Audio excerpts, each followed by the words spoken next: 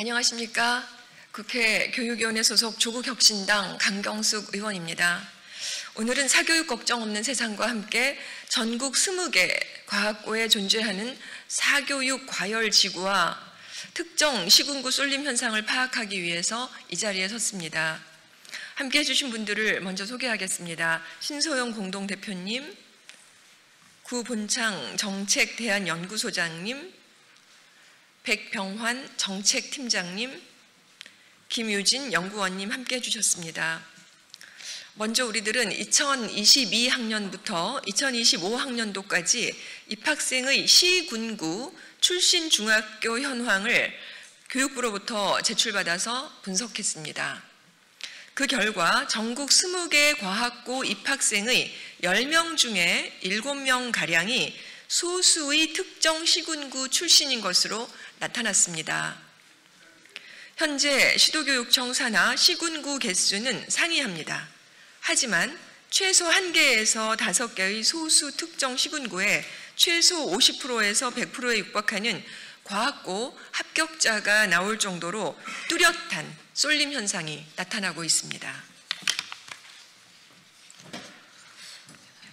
이 중에서도 경북과학고, 경남과학고, 제주과학고, 창원과학고의 경우 입학생의 90%가량이 소수의 특정 시군구 출신이었습니다. 먼저 경북과학고의 경우 22개 시군 중 경주시, 안동시, 포항시 3곳에서 평균 89.1%의 합격자가 나왔습니다. 경남과학고는 18개 시군 중 거제, 김해, 진주, 창원 4곳에서 평균 89.2%의 합격자가 나왔습니다. 더 심각한 곳은 창원과학고와 제주과학고입니다. 창원과학고의 경우 거제, 김해, 양산, 창원 4곳에서 평균 98.1%의 합격자가 나왔습니다. 특히 2023학년도에는 합격자 전원이 4개 시군구 출신이었습니다. 제주의 경우 행정구역이 제주와 서귀포시 2곳으로 구성되어 있음에도 불구하고 제주과학고 합격자는 제주시가 평균 91.4%로 압도적으로 많았습니다. 서울과 경기에 소재한 과학고 3곳의 경우 합격자 중 10곳의 사교육 과열지구 출신 비율이 압도적으로 높았습니다. 서울의 25개 구 중 대표적인 사교육 과열지구인 강남, 노원, 서초, 송파, 양천 5곳에서 세종과학고는 평균 54.4%, 한성과학고는 평균 47.6%의 합격자가 나왔습니다. 뚜렷한 사교육 과열지구 쏠림 현상을 확인할 수 있었습니다. 경기도에 소재한 경기 북과학고도 사교육 과열지구 쏠림 현상이 뚜렷했습니다. 경기도에 소재한 31개 시군 중 대표적인 사교육 과열지구인 고양, 수원, 성남, 안양, 용인 5곳에서 평균 61.8%의 입학생이 배출되었기 때문입니다. 전국 20개 과학고 입학생의 소수 특정 시군구 쏠림 현상은 2022학년도에는 65%였으나 2025학년도에는 67.4%로 2.4%포인트 증가하였습니다. 2023학년도에 68%, 24학년도에 68.6%, 25학년도에 67.9%로 계속 오름세였습니다. 시도교육청 산하 특정 시군구에서 과학고 입학생이 쏠림이 증가하는 현상은 지역소멸 위기에 봉착한 대한민국의 상황에서 교육의 지역격차가 심화되는 명확한 지표입니다. 특히 과학고는 과학인재 양성을 위해 국가적 차원에서 국민의 세금으로 자원을 운영하는 특수목적 고등학교입니다. 그런데 사교육 과열지구나 소수의 특정 시군구에서만 입학생이 나오는 현실은 과학고의 입학 전형, 교육과정, 진로진학 정책에 대해 대대적인 보완이 필요함을 시사합니다. 이러한 맥락에서 최근 경기도의 과학고 4곳 신설 결정은 매우 우려스럽습니다. 과학고가 없는 지역에 과학고를 신설한다고는 하지만 결국 신설된 과학고도 역시 그들만의 리그로 전락하게 될 가능성이 높기 때문입니다. AI를 포함해 새로운 특목고 신설은 고교 체제 정상화라고 하는 관점에서 새 정부에서도 지향해야 합니다. 특목고 신설은 산업인재 육성과 교육 격차 해소라고 하는 두 마리 토끼를 잡겠다라고 하는 의도이지만 지금과 같은 환경과 맥락에서는 의대 진학과 대학 서열 점유의 도구로 전락할 우려가 매우 큽니다. 하지만 지역에 위치해 있을 뿐이지, 학교만 지역에 위치해 있을 뿐이지 수도권 혹은 소수의 학군지 출신이 과도하게 유입되어 지역 격차를 더 심화시키는 기제로 작동하게 될 것입니다. AI와 같은 새로운 과학 분야에 대한 인재를 육성해야 한다면 기존의 과학고에 전문 교과를 신설하는 방향이 더 실효적입니다. 신생과학 분야에 대한 인재 육성을 위해 관련 특목고를 신설하기보다는 이미 전국에 20개나 존재하고 있는 과학고의 교육과정을 다양화하는 방향을 모색하기를 촉구합니다. 지역균형이 이루어지도록 입학 전형을 개선하는 일부터 착수해야 할 것입니다. 이제 정부는 대책을 신속하게 내놓아야 합니다. 전국 20개 과학고의 입학생이 사교육 과열 지구와 소수 특정 시군구에 쏠려 지역 격차가 심화된 상황을 언제까지 도대체 방치할 것입니까? 다시 한번 현행 과학고 정책에 대한 전면적인 개선을 거듭 촉구합니다. 이상으로 마치겠습니다.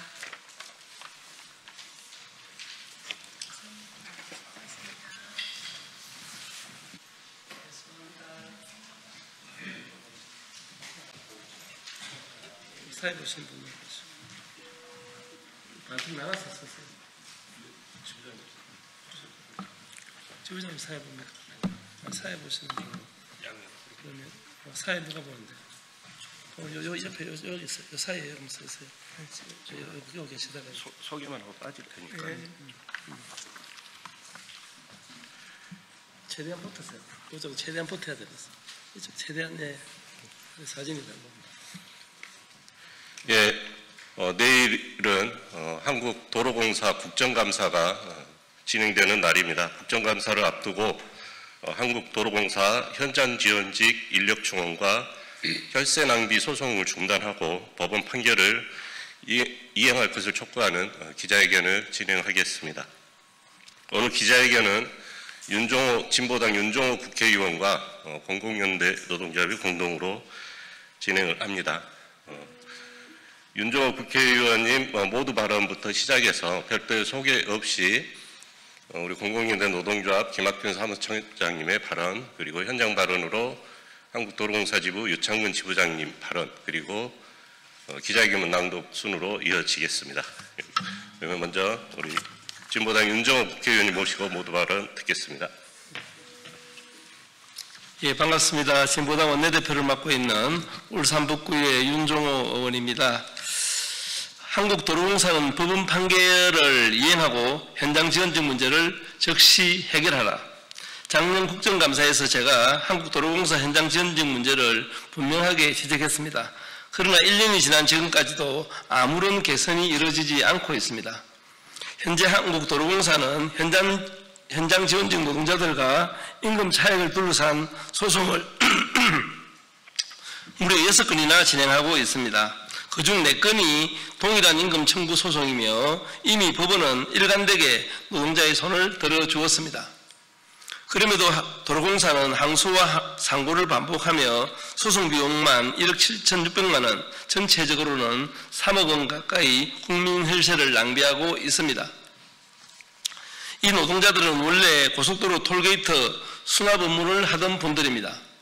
도로공사는 파견법상 직접 고용 의무를 회피하기 위해 자회사를 설립했고, 노동자들이 정당하게 직접 고용을 요구하자 수납 업무 대신 졸음 쉼터 청소와 풀뽑기 등 전혀 다른 업무를 부여했습니다. 심지어 현장 지원직이라는 별도의 직군을 만들어 기존 실무직보다 15% 낮은 임금을 지급했습니다. 이는 명백한 차별이며 공공기관이 노동자에 대한 신의를 저버린 행위입니다. 법원은 이미 여러 차례 도로공사의 잘못을 명확히 판단했습니다. 그러나 도로공사는 판결을 이행하기는커녕 항소와 상고로 시간을 끌며 노동자들을 다시 법정으로 내몰고 있습니다. 이재명 대통령이 검사들이 무죄 판결 이후에도 항소를 반복해 국민을 괴롭힌다고 말한 바 있습니다. 지금 도로공사의 태도는 그와 다르지 않습니다.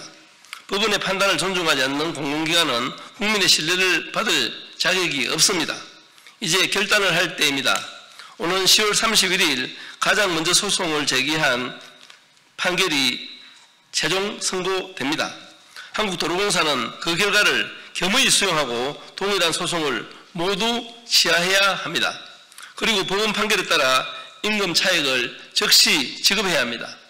아울러 차별적 임금제도의 근원인 현장 지원직 관리 예규를 폐지하고 실무직과 동일한 임금 체계로 통합해야 합니다.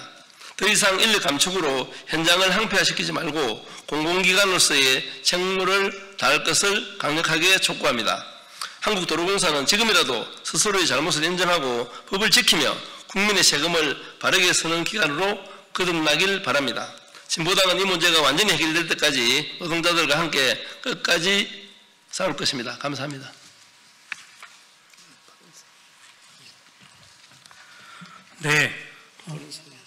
공공연맹 노동조합 사무처장 김학균입니다. 공공연맹 노동조합 한국도로공사 지부 조합원들은 오늘 한국도로공사가 정부의 노동정책에 근거했을 때 강력한 개혁 대상임을 폭로하고 법원의 결정을 존중하지 않은 행태를 규탄하기 위해서 이 자리에 나왔습니다. 2년에 걸친 투쟁 끝에 한국도로공사에 직고용 정규직으로 전환했지만 기존에 존재하던 실무직군 대신에 새롭게 신설된 현장 지원직으로 임금의 15%가 삭감된 채 정규직이 되었습니다. 이는 지금의 이재명 정부가 국정과제로 설정해서 추진하고자 하는 동일가치노동, 동일임금 원칙에 정면으로 위배되는 상황입니다. 이재명 정부는 국정과제에 명시된 동일가치노동, 동일임금의 실현을 위해 대규모 실태조사를 하겠다는 세부적 과제를 제시하고 있습니다. 멀리서 실태조사할 필요는 없습니다. 바로 여기 한국도로공사에 주목해야 될 실태가 있으며 여기부터 바로 잡아야 함을 말씀드립니다. 또한 이재명 정부의 국정과제에는 지난 문재인 정부 때 만들어진 공공부문 정규직 고용원칙의 확립을 위해 세부적 과제로 비정규직 사전심사제의 운영 실태 또한 평가 분석하겠다고 말하고 있습니다. 이것은 한번 정규직화된 업무에 다시 비정규직을 채용할 때는 그것이 합리적이고 마땅한 것인지 사전심사를 한다는 제도입니다. 하지만 한국도로공사는 이러한 절차도 거치지 않은 채 정규직이 퇴직한 업무 자리를 다시 용역 비정규직으로 채우는 정규직 전환 지침의 내용을 이미 위반하였으며 새 정부의 시책에 대해서도 역주행을 하고 있습니다. 또한 이재명 정부는 새로운 유해 위험으로부터 일하는 사람을 보호하겠다는 국정과제를 내세워 새로운 필요위험 관리 체계를 개발하겠다고 했습니다. 하지만 한국도로공사는 기존 직원이 퇴직한 자리에 인원을 충원하지 않아 정규직 전환 당시보다 400명 이상 인원이 줄어 이미 살인적인 노동 강도가 시작되었으며 이것이 바로 필요위험이고 새로운 유해위험이 아니고 무엇이겠습니까? 도로공사는 기존 실무직군과의 임금 차익을 지급하라는 동일가치노동, 동일임금 지급 원칙에 근거한 법원의 판결을 더 이상 회피하고 무시하지 말고 법원의 판결을 이행하고 존중할 것을 촉구하는 바입니다. 이상입니다.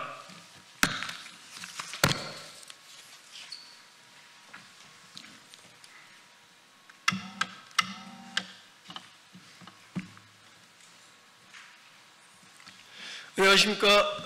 저는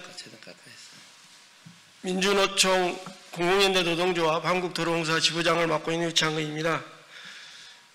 저희가 해년마다 지금 기자회견을 진행하고 있는데요. 도로공사에서는 한 번도 진지하게 고민한 적이 없고 해결된 적도 없습니다. 그래서 오늘 또 다시 저희들이 이 자리에 서게 됐습니다. 지난 6년 동안 법과 원칙을 어기며 노동자를 우롱하는 한국도로공사의 불법적인 행태에 오늘 저희들은 또다시 이 기자회견을 마련하게 되었습니다. 저희들은 원래 톨게이트 수납 업무를 하던 노동자였습니다.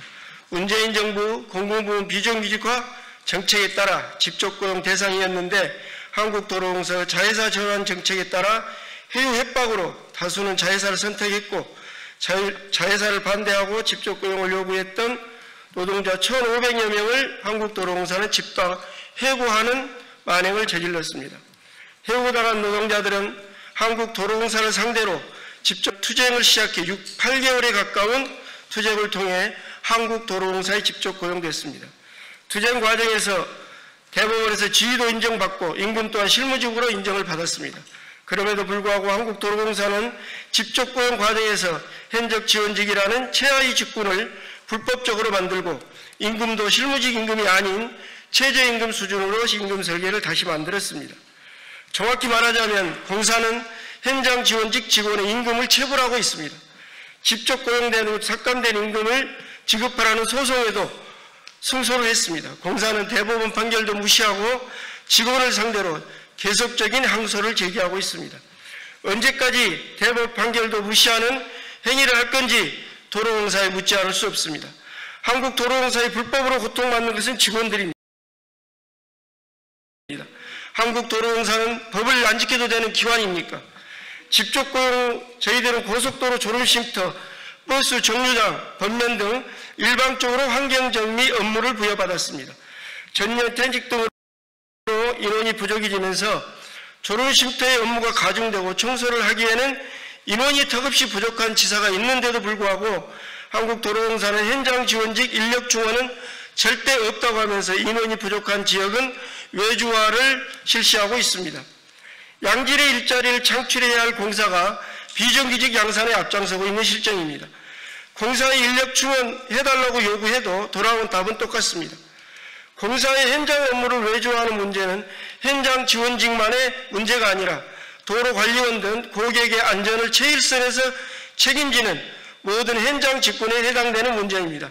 한국도로공사는 더 이상 외주화를 멈추고 현장의 인력 추구와 제대로 된 임금 정상화가 될 수 있기를 바랍니다. 감사합니다.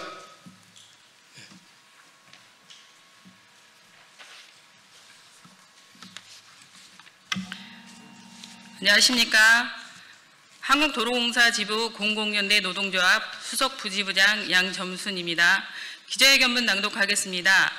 한국도로공사는 현장 지원직 인원을 충원하라. 혈세 낭비하지 말고 법원 판결 즉시 이행하라.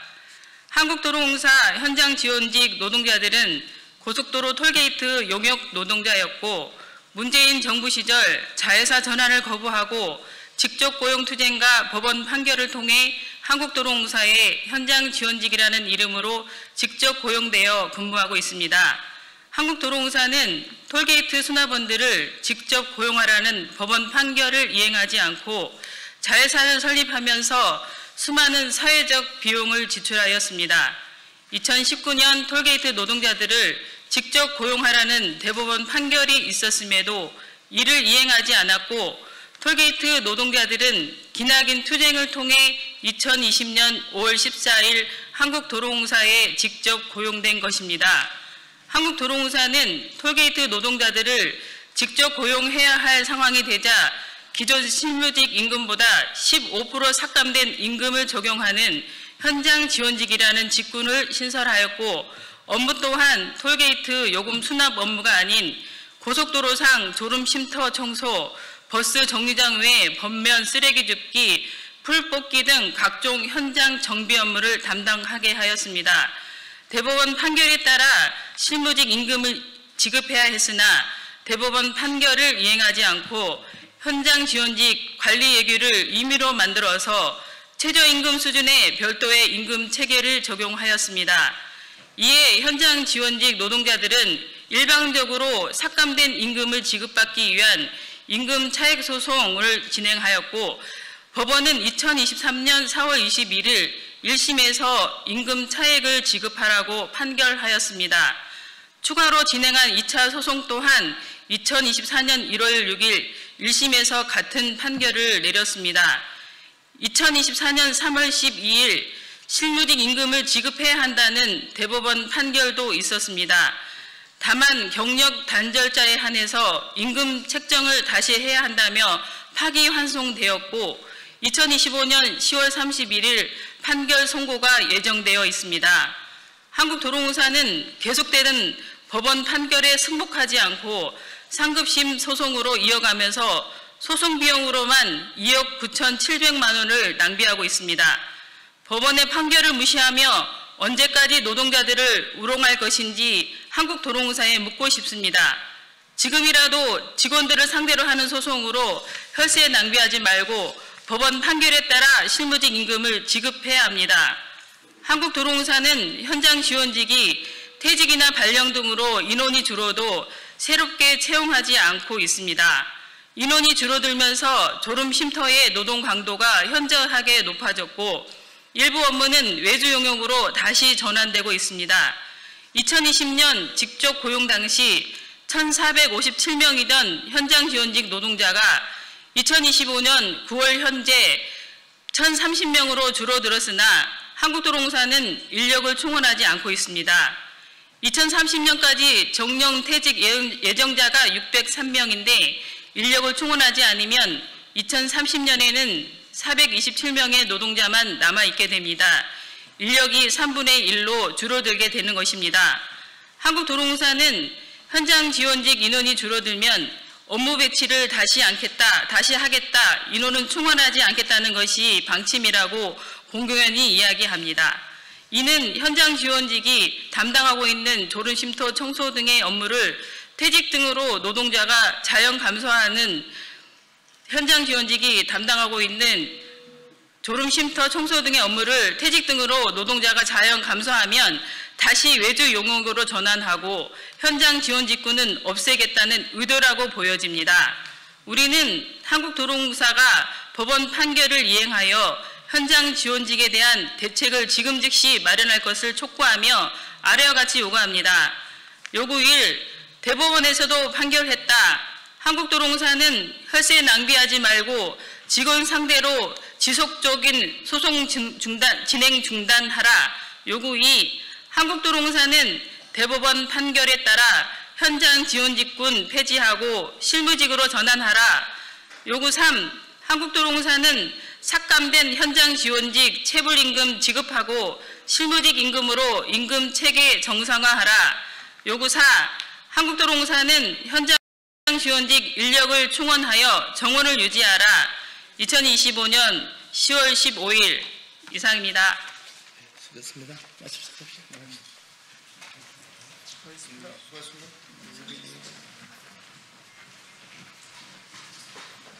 안녕하세요. 여기 쓰시고 그리고 다 일로 오셔서 양쪽에 쓰시고요.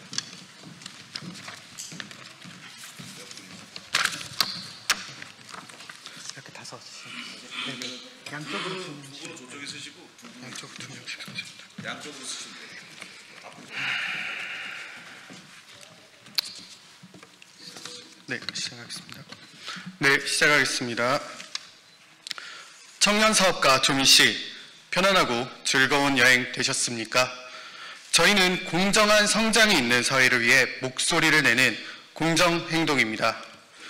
오늘 이 자리에 선 이유는 단순히 한 개인을 겨냥하기 위해서가 아닙니다. 우리는 현재 대한민국 사회에 묻고자 합니다. 청년들의 도전이 과연 공정한 무대 위에서 이루어지고 있는지, 누군가에게만 특혜가 주어지고 있지는 않은지, 그리고 국민이 믿고 의지해야 할 공정 경쟁 질서가 제대로 지켜지고 있는지를 확인하기 위해 이 자리에 섰습니다. 조국 혁신당 비상대책위원장의 딸이자 화장품 브랜드 세로랩스의 대표 조민 씨에 대한 아주경제의 보도 내용은 충격적입니다. 아주경제의 보도 내용에 따르면 조민 대표의 화장품 브랜드 세로랩스는 브랜드를 런칭한 지 겨우 6개월 만에 국내 유수의 면세점 중 하나인 신라 면세점에 입점하였습니다. 그런데 신라 면세점에 입점한 마스크팩 품목 기준 196개 브랜드를 전수조사한 결과 창업 6개월 만에 입점한 사례는 단 한 건도 없었던 것으로 확인되었습니다. 면세업계 관계자는 지극히 이례적인 사례라고 평가했습니다. 신라 면세점은 준법 경영을 강조하고 있는 만큼 조민 씨가 아닌 일반 청년 창업가가 동일한 조건으로 입점을 신청할 경우에도 이와 같은 기회를 제공할 수 있는지 명확히 답해야 합니다. 특혜 의혹이 제기된 만큼 신라면세점은 조미씨 업체의 입점 과정과 심사 절차를 투명하게 공개해야 할 것입니다. 이에 대해 신라면세점은 입점 과정과 심사 절차 전반을 투명하게 공개하고 장기간 침묵으로 일관한 이유 또한 국민 앞에 소상히 밝혀야 합니다. 또한 보도에 따르면 조미씨가 운영하는 세로랩스라는 브랜드는 신라면세점, 인터넷 면세점에서 장기간 전자상거래법을 위반한 정황이 있다고 지적되었습니다. 신라면세점은 이를 입점업체의 자료 누락 때문이라고 해명했지만 조미씨는 시스템적, 일시적 표기 누락이라고 주장했습니다. 이는 취재 내용은 물론 신라면세점의 공식 입장과도 상반되는 설명입니다. 법 위반 사실에 대한 정황이 있는 만큼 누가 진실을 말하고 있는지 명확히 밝혀져야 합니다. 조미씨는 해명 과정에서 허위나 왜곡이 없었는지 그리고 모든 입점 경위를 투명하게 공개해야 합니다. 그리고 아주경제 보도 내용에 따르면 공정거래위원회 관계자는 이번 사안이 명백한 과태료 부과 대상이라고 밝혔습니다. 그러나 현재까지 공정위가 어떠한 조사나 조치를 진행하고 있다는 공식 입장은 확인되지 않고 있습니다. 공정위는 이번 사안을 단순한 표기 누락으로 간주할 것이 아니라 전자상거래법 위반 여부를 철저히 조사해야 합니다. 공정하고 투명한 절차를 통해 국민이 신뢰할 수 있는 결과를 신속하게 제시하시길 바랍니다. 마지막으로 언론은 의혹 제기에 그치지 않고 그 진위를 끝까지 추적하고 검증할 책무가 있습니다. 아주경제는 이번 사안을 단발성, 단독 보도로 마무리할 생각입니까? 하루빨리 추가 취재와 후속 보도를 통해 진실을 명명백백히 밝히는 책임 있는 언론의 모습을 보여주시기 바랍니다. 국민 여러분, 세로랩스 대표 조미 씨는 이미 과거 의학전문대학원 입시 과정에서 허위, 부정 논란의 중심에 선 바 있습니다. 그런데 이번에도 특혜 입점 의혹과 더불어 허위 해명 의혹이 제기되고 있습니다. 동일한 유형의 논란이 반복되고 있다는 점에서 단순한 실수로 보기 어렵다는 우려 또한 제기되고 있습니다. 이 문제는 단순한 개인의 성공 혹은 실수의 문제가 아닙니다. 우리가 살아가고 있는 사회의 공정 경쟁 질서와 소비자 신뢰 시스템을 흔드는 중대한 사안입니다. 국민 여러분, 청년들이 창업에 도전하는 길은 그 자체로 쉽지 않은 여정입니다. 인생의 소중한 몇 년을 투자하고도 성과가 없으면 어쩔 수 없이 문을 닫아야 하는 것이 냉혹한 현실입니다. 어려운 길임에도 여전히 청년들이 도전하고 있는 이유는 우리 사회가 여전히 공정하다고 믿기 때문입니다. 공정은 청년 세대와 대한민국이 함께 지켜나가야 할 마지막 가치입니다. 우리 공정행동은 이번 사안이 철저히 조사되어 조미 씨와 세로랩스를 둘러싼 모든 의혹이 명확히 규명되기를 촉구합니다. 아울러 그의 성공이 특혜가 아닌 사업적 성과와 실력이었음이 밝혀지길 바랍니다. 그리고 조미 씨에게 드리워진 허위 기재자라는 선입견 역시 바로잡히길 바랍니다. 이상입니다. 네.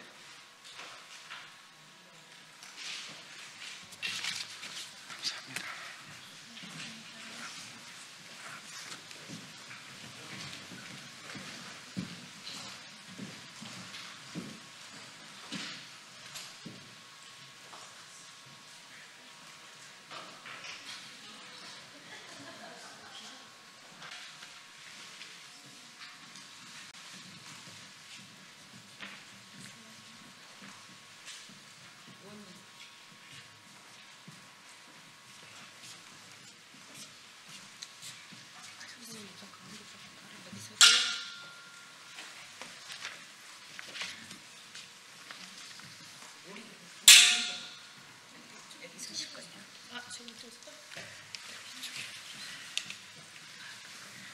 네, 안녕하십니까.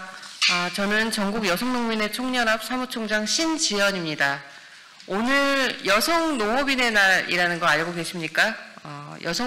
농업인의 날을 맞이해서 여성농민 법적 지위 보장, 성평등한 농촌사회 실현 촉구를 위한 기자회견을 진행합니다. 많은 취재 부탁드리고 또 여성농업인의 날에 맞춰서 좀 많은 보도도 부탁드립니다. 먼저 진보당 전종덕 의원님의 말씀이 있겠습니다.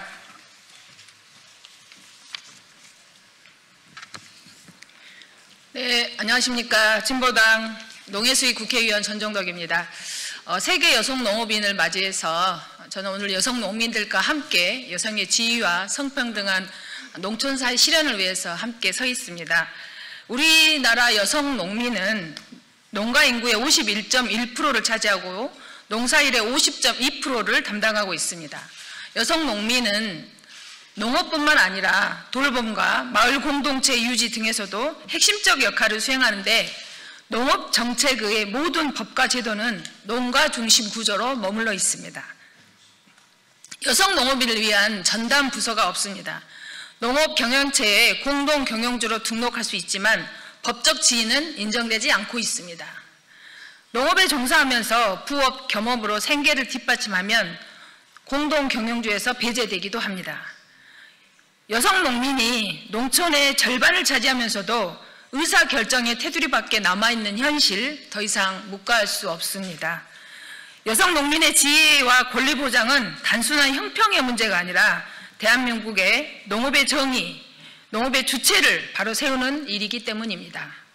여성 농민의 법적 지위와 권리를 제대로 보장받을 수 있도록 여성 농업인 전담부서 설치, 농업 경영체 육성 및 지원에 관한 법률과 여성 농업인 육성법 개정에 나서겠습니다. 여성 농민들과 함께 여성 농민이 농촌 농업의 주체로 인정받고 정책 결정의 주인이 될 수 있도록 최선을 다하겠습니다. 고맙습니다. 네, 농민임에도 불구하고 여전히 유령 같은 존재로 있는 것이 여성농민입니다. 이런 여성농민의 삶을 바꾸기 위해서 애쓰시고 계시는 전국 여성농민의 총연합 정영희 회장님의 발언을 듣도록 하겠습니다.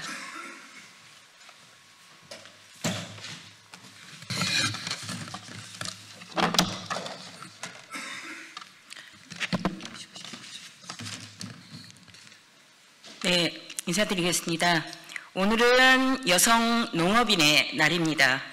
농식품부에서 주관하는 기념 행사가 있지만 전국 여성농민의 총연합은 국회 기자회견으로 오늘을 기념하고 있습니다. 작년 총선 직전에 전원홍은 여성농민 3법에 대해서 개정안을 제출한 바가 있습니다. 하지만 여전히 답보 상태이고요. 우리 농민의 현실은, 여성 농민들의 현실은 한 사람의 농민으로 온전히 인정받지 못하고 있습니다. 여성 농업인이 법적 지위를 확보하는 것은 농업 정책과 그리고 마을, 법인, 지자체 모든 영역에서 여성 농민의 목소리가 정책 결정 과정에 반영될 수 있는 정치적 권리의 문제입니다. 또한 여성 농민 법적 지위를 보장하고 여성 농민의 목소리가 정책으로 연결될 수 있으려면 추진 체계가 필요합니다. 그 추진 체계조차 아직도 임시 조직으로 있습니다. 법적 지위도 미완, 전담부서도 미완. 이게 2025년 현재 대한민국 여성 농민의 현실입니다. 여성 농민 전담부서를 본 조직으로 격상해야 합니다. 여성 농민이 동등한 농민으로 인정받지 못한다면 지속 가능한 농업과 농촌의 미래도 없습니다. 여성 농민의 권리 보장으로 곧 우리 농업의 미래를 제대로 설계해야 합니다. 전국 여성 농민의 총연합은 여성 농민의 법적 지위 보장과 전담부서 본조직화, 성평등한 농촌사회를 위해서 끊임없이 대안을 제시하고 실천해 나갈 것입니다. 감사합니다.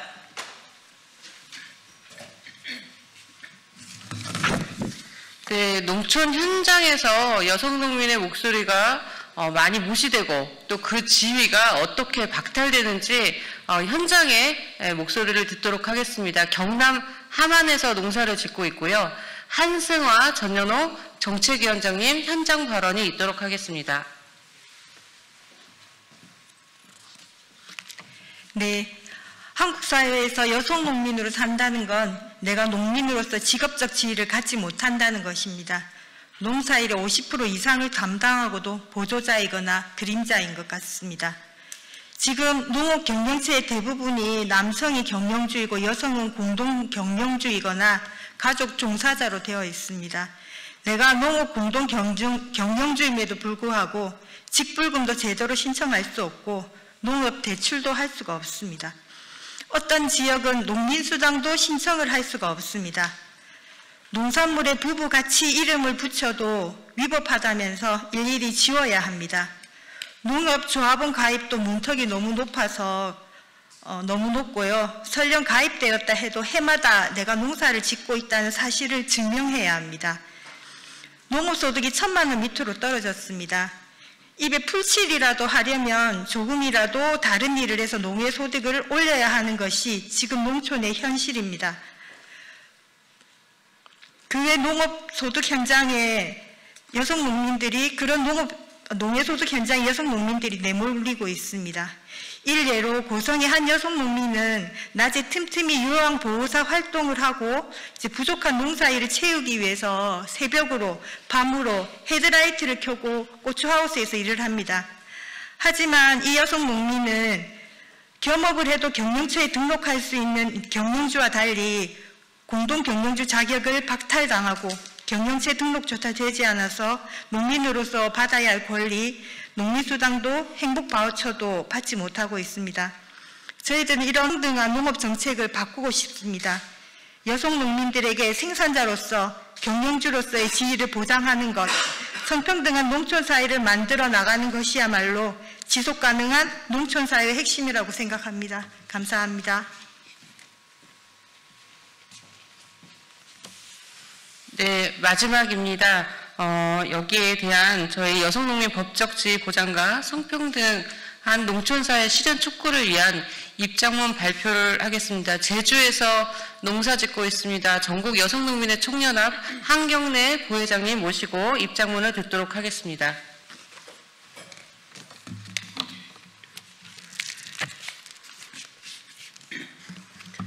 네, 입장문. 모든 현행법과 제도는 농업 경영체를 농정의 대상으로 삼고 있다.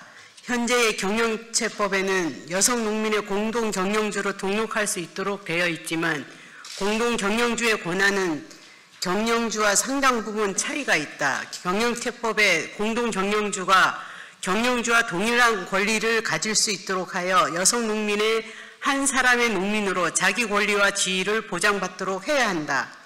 여성 농업인의 경영주로서 지위를 확보하는 것은 농업정책, 지자체, 마을, 법인 등 모든 영역에서 정치적, 사회적 요구를 반영할 수 있도록 정책 결정 과정에 대한 참여를 보장하는 것이며 농업인으로서 지위를 합당한 보편적 복지 수혜를 받기 위한 기본 조건이다. 농업의 주체인 여성 농민에 대한 경영주 지위를 보장하고 향상시키기 위한 법률 개정이 필요하다. 동시에 농가 중심의 농업 정책은 여성 농민뿐 아니라 후계 농들도 소외될 수 있기 때문에 농가 중심의 농업 정책에서 개별 농민 단위의 농업 정책으로의 변화가 필요하다. 또한 여성 농민의 법적 지위 보장을 위해 여성 농업인 육성법 개정을 통해 추진 체계, 여성 농민 전담 조직에 대한 규정을 추가하여 지자체까지 실질적으로 여성 농민의 법적 지위를 보장하고 향상시키기 위한 사업을 시행해야 한다. 여성가족부에서 매년 성평등한 사회참여, 여성의 인권 복지, 성평등 의식문화 등 세계 영역 경제활동, 복지, 가족 등 8개 분야를 조사하여 2021년 12월 시도별 성평등 지수가 발표되었는데 농촌 지역의 성평등 지수는 도시 지역에 비해 낮은 것으로 나타났다. 통계에서도 확인할 수 있듯이 농촌 사회의 뿌리 깊은 가부장적 사회 문화 제도로 인한 가정이나 사회에서 여성은 보조적 존재로 인식하는 차별 문화를 개선하기 위해 농촌 지역에서는 꾸준한 성평등 교육이 필요하다. 권고가 아닌 의무사항으로 농촌형 성평등 교육을 확대하고 강화할 수 있는 정책이 마련되어야 하며 성평등 교육을 진행하기 위한 농촌형 성평등 강사를 육성 지원해야 한다. 또한 실제로 정책에서 성차별적인 용어를 개선해야 하며 특히 농협, 이감사 및 대의원에서 여성 할당을 강화해야 할 것이다. 여성농민 법적 지위 보장을 위해 농업 경영체 육성 및 지원에 관한 법률과 여성농업인 육성법 개정을 위한 활동을 시작할 것이다. 또한 성평등한 농촌 사회를 만들기 위한 정책 개정을 위한 노력을 이어갈 것이다. 여성농민이 한 사람의 동등한 농민으로 인정받기 위한 노력 없이는 지속가능한 농촌 사회란 존재할 수 없다. 여성농민에 대한 권리 보장은 우리 농업의 미래와 연결된 일이다. 우리는 여성농민의 법적 지위 보장과 성평등한 농촌 사회를 위해 모든 노력을 다할 것이다.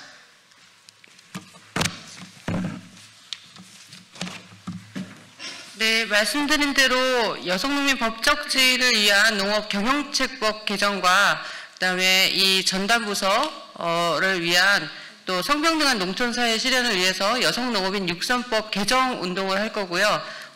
진보당의 전종덕 의원님과 함께 이 법적 지위 보장을 위해서 함께 노력할 것이라는 것을 말씀드립니다. 이상 기자회견 마치도록 하겠습니다. 감사합니다.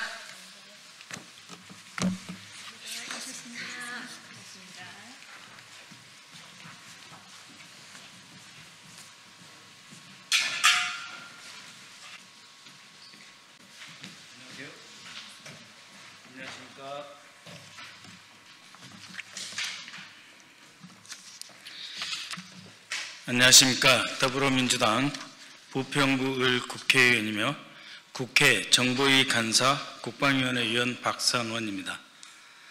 오늘은 윤석열 정권 국가정보원의 과학 담당 차장실에서 불법적으로 선거관리위원회의 서버를 점검하였고 그것이 곧 윤석열의 헌법기관인 중앙선거관리위원회를 국회 침탈과 함께 공격 대상으로 삼은 첫 출발점이다 라고 하는 점에서 윤석열 정권 국가정보원의 불법적 선관위, 서버 점검과 정치개입 목적 결과 왜곡 발표 및 헌법재판소의 위증에 대한 철저한 수사를 촉구하고 고발을 하겠다라고 하는 기자회견입니다.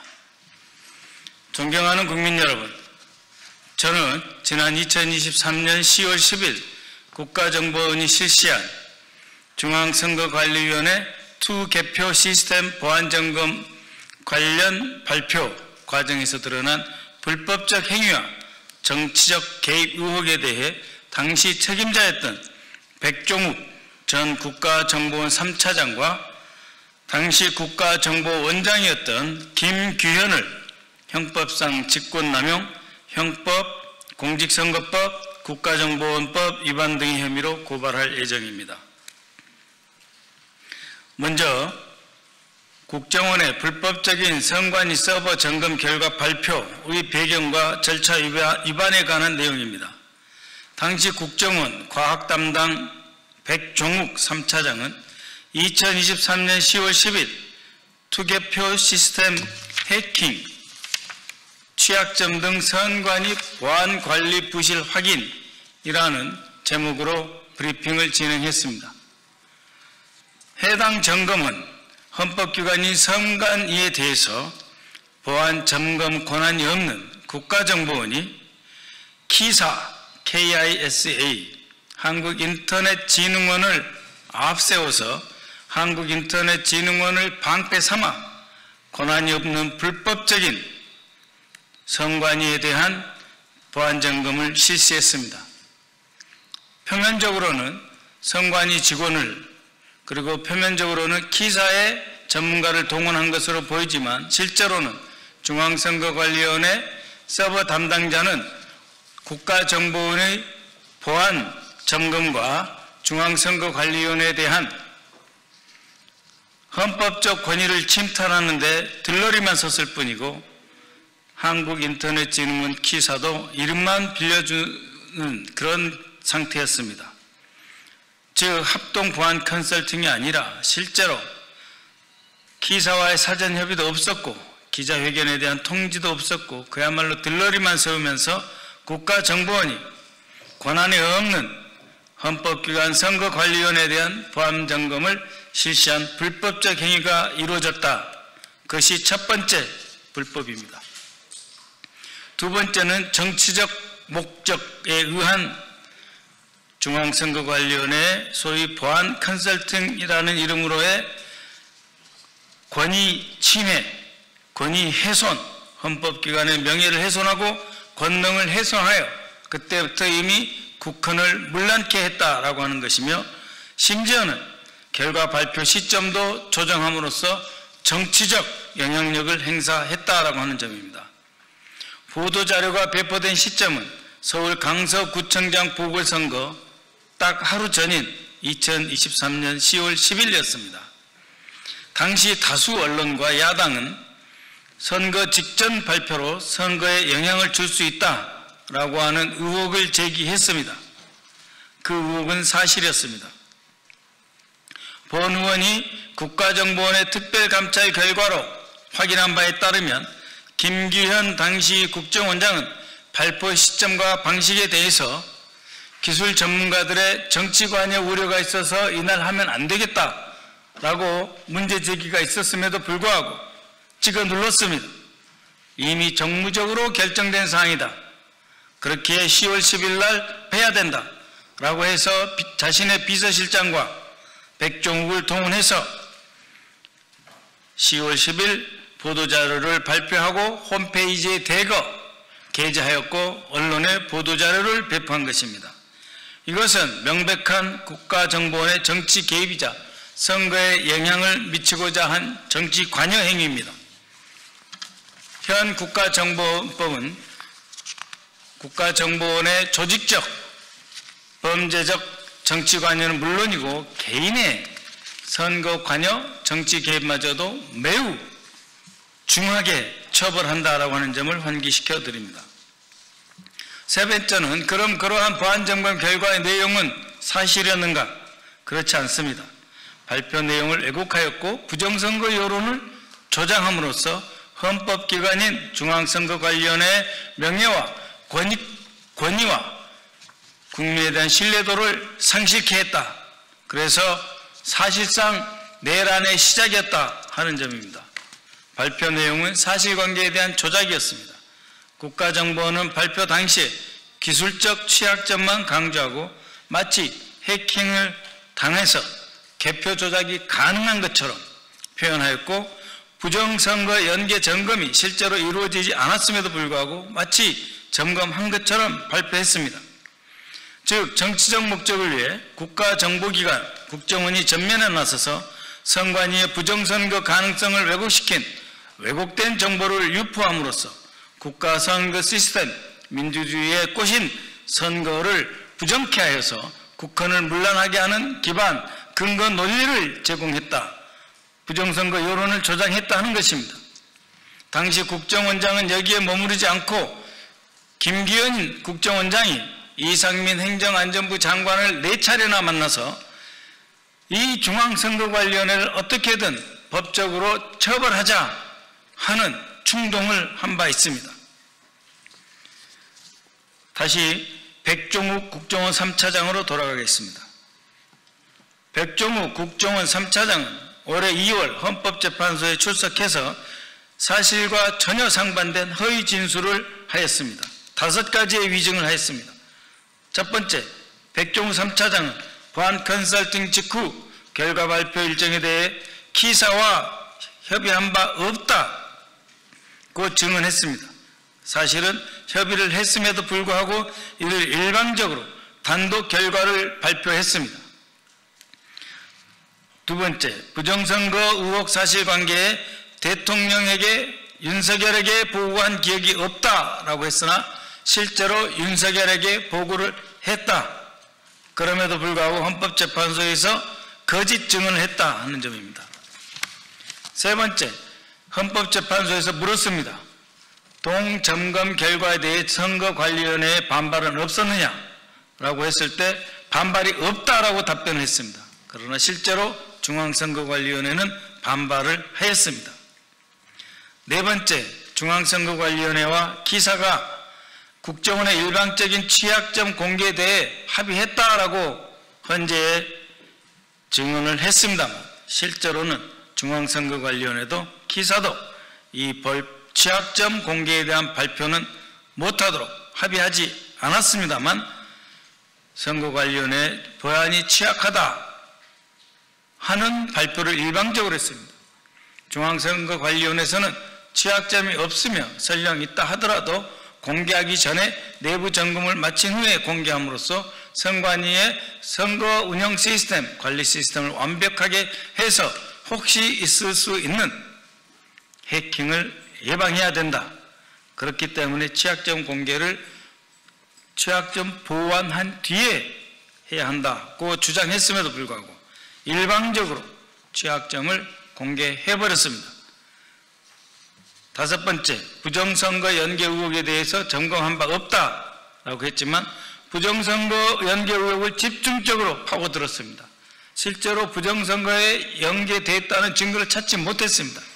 그럼에도 불구하고 오로지 부정선거 연계 의혹만 집중적으로 파헤쳤으며 실제로 그에 대한 점검이 있었습니다. 그럼에도 불구하고 백종욱은 부정선거 연계 의혹에 대한 점검을 하지 않았다고 거짓말했습니다. 여러분, 국가정보원 원장 김규현, 그는 아까도 말씀드렸지만 이상민 당시 행안부 장관에게 가서 중앙선거관리위원회가 부정선거에 연계되어 있으므로 법적으로 처벌하자 하는 것을 4차례나 별도로 비밀리에 만나서 촉구하고 압력을 가했던 것입니다. 결론입니다. 따라서 본 의원은 윤석열의 국정원이 중앙선거관리위원회 서버를 불법적으로 점검하고 권한이 없는 일을 함으로써 선거에 영향을 미칠 목적으로 특정 내용을 취사 선택해서 특정 날짜에 발표한 행위, 그리고 현재 윤석열 탄핵 심판에서 위 5가지 위증을 한 의혹에 대해 제3차장이었던 백종욱, 그리고 당시 기조실장 김남우를 비롯해서 이를 지휘한 김규현 국정원장, 그리고 당시 대통령실에 파견된 국정원 주요 간부를 포함한 모든 사람을 철저히 조사할 것을 강력히 촉구하며 오늘 국가수사본부에 고발 조치하겠습니다. 대한민국의 선거에 대한 신뢰를 저해하는 것은 곧 민주주의의 기본을 흔드는 국헌문란 행위이며 이것을 국가정보기관이 자신의 권한에도 없는 헌법기관에 대한 보안 점검을 함으로써 불법을 자행했습니다. 국가정보원이 나서서 민주주의를 스스로 짓밟는 이러한 행위, 국기문란 행위이자 내란의 시작이었다. 그렇기 때문에 이번 고발을 통해서 진실을 철저히 규명하고 책임자를 처벌하여서 정치적 중립을 국가정보원이 다시 확립할 수 있도록 하겠습니다. 고맙습니다.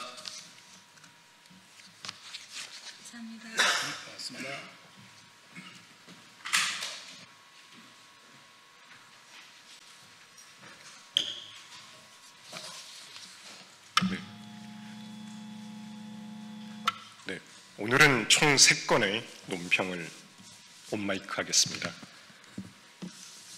문재인 시즌2 이재명 정부의 폭망 부동산 계엄. 이재명 정부가 3번째 부동산 대책을 발표했습니다. 당초 가열 확산 조짐을 보이던 서울 강남 3구와 용산을 넘어 규제 대상을 서울 전역과 가천 분당까지 확대했습니다.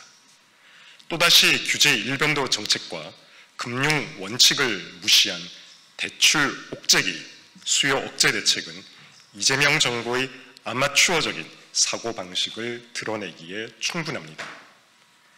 이번 대책으로 청년, 신혼부부 등 서민 실수요자의 내 집 마련의 길은 막혔고 투기 수요도 제대로 잡지 못해 결국 부동산 시장, 주택 시장 양극화만 심화시킬 것입니다.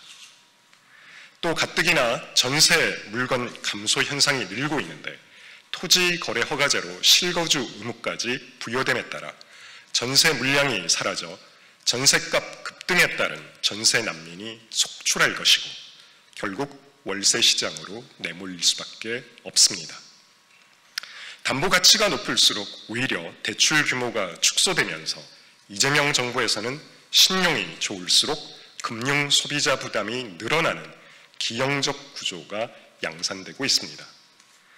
주택 가격별로 대출 한도를 차등화하는 방안에 대해 실수요자들 사이에서는 정부가 대출 규모로 갈라치기에 나섰다며 사실상 현금 부자에게만 유리한 구조가 될 가능성이 더 커진 것 아니냐는 분노의 목소리도 터져 나오고 있습니다. 어제 이재명 대통령은 부동산 투기를 통해 재산을 늘리겠다는 건 이제 과거 생각, 일본의 버블 붕괴 사례처럼 무너질 수 있다고 말했습니다. 주택을 투기 수단으로 여기고 집 가진 걸 적폐로 몰아가는 전형적인 사회주의적 발상입니다. 앞서 정부는 주택담보대출 한도를 6억 원으로 제한하고 공공주도의 주택공급 촉진 등의 내용을 담은 차례의 부동산 대책을 발표했습니다. 하지만 수도권 집값은 반대로 오히려 불장을 이어가고 있고 시장과 수요자의 눈높이에 맞지 않는 정책으로 부동산 안정화 효과는 미미한 수준에 그치고 있는 현실입니다. 또다시 강도 높은 수요 억제책을 들고 나온 것은 결국 문재인 시즌2로 되돌아가겠다는 부동산 계엄 선언입니다. 부동산은 확실히 잡겠다면서 20번이 넘는 대책을 썼지만 풍선 효과와 시장 왜곡이라는 결과만 나와 청년과 서민층에게 내 집 마련의 희망조차 박탈해버린 문재인 정부를 겪고도 이재명 정부는 또다시 실패한 과거를 답습하겠다는 것입니까? 잦은 대책 발표는 오히려 시장의 불안 심리만 키우게 됩니다. 부동산 시장의 구조적 문제를 해결하지 않고서는 집값 안정화를 기대할 수 없습니다. 민간 주도의 공급 대책과 함께 도심지 재개발, 재건축 활성화를 위한 금융, 세제 지원, 그리고 건설 산업의 고질적인 규제를 대폭 완화해야 합니다. 땜질식 처방으로 시장 혼란만 불러올 것이 아니라 주택 공급 정책에 대한 근본적인 재검토를 요청합니다.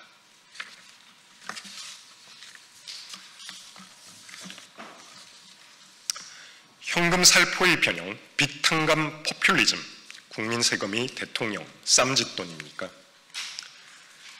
이재명 대통령이 연체자의 빚을 탕감해 주는 것을 국민 일반이 억울하게 생각할 건 아니다 라며 국민에게 이해를 강요했습니다. 국민의 피 같은 세금으로 생색내기 빚 탕감 쇼를 벌이면서 억울해하지 말라니 참으로 뻔뻔한 일입니다. 그러면서 빚진 게 다 자영업자의 잘못이 아니다라고 했습니다. 맞습니다. 이 모든 사단은 문재인 전 대통령이 추진했다가 실패로 돌아갔던 소득주도 성장의 발단입니다. 최저임금을 가속 인상해 영세 자영업자와 소상공인이 인건비 부담을 이기지 못하는 결과를 초래했습니다.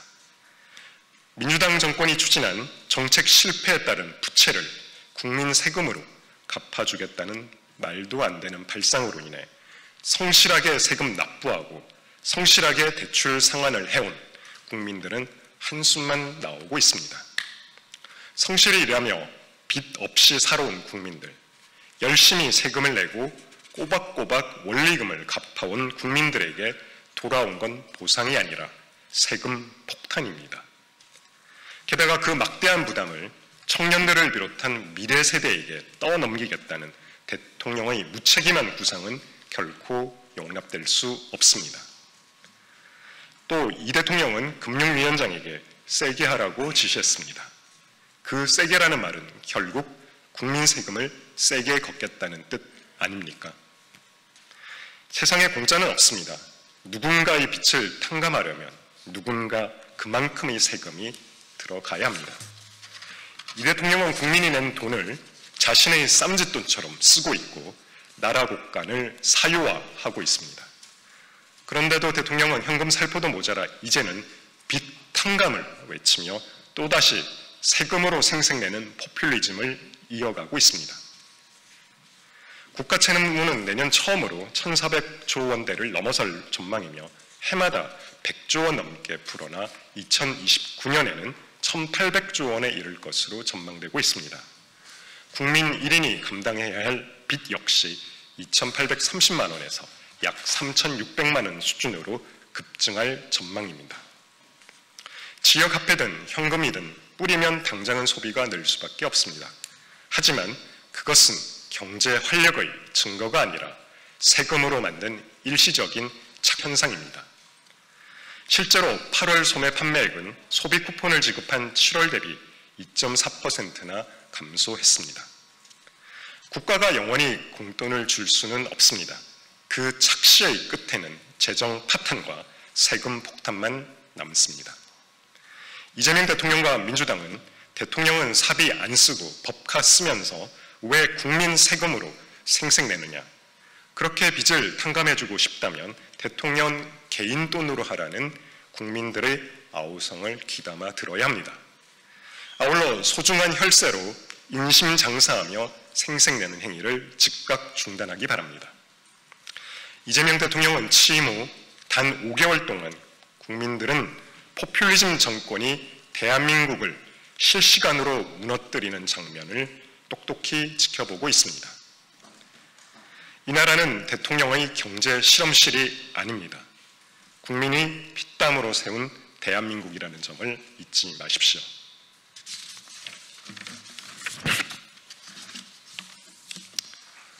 민중기 정치특검, 조서 조작 의혹도 모자라 열람 거부까지 국가폭력의 실체입니다. 민중기 특검의 조사를 받은 양평군청 공무원이 스스로 세상을 등진 지 닷새째, 그 충격적인 진실의 단서가 드러나고 있습니다. 변호인은 고인의 조서에 묻지도 않은 질문과 대답이 적혀 있었다며 강압수사 정황을 공개했습니다. 특검 수사관이 진술을 미리 써두고 그대로 말하라고 요구했다는 증언까지 나왔습니다. 조사도 기록도 진술도 모두 특검이 만들어낸 대본이었다는 말입니다. 고인은 김성교 의원은 잘못이 없는데 계속 회유하고 지목하라고 한다며 말을 남겼습니다. 심지어 기억 안 난다고 하면 사실대로 말하라 하고 사실대로 말하면 거짓말하지 말라고 했습니다. 진실을 말하면 다그치고 허위 진술을 강요하는 정치특검의 폭력을 고발한 마지막 절규입니다. 이 수사가 진실을 밝히기 위한 가정이 아니라 정해진 결론을 맞추기 위한 정치 공작이었다는 방증입니다.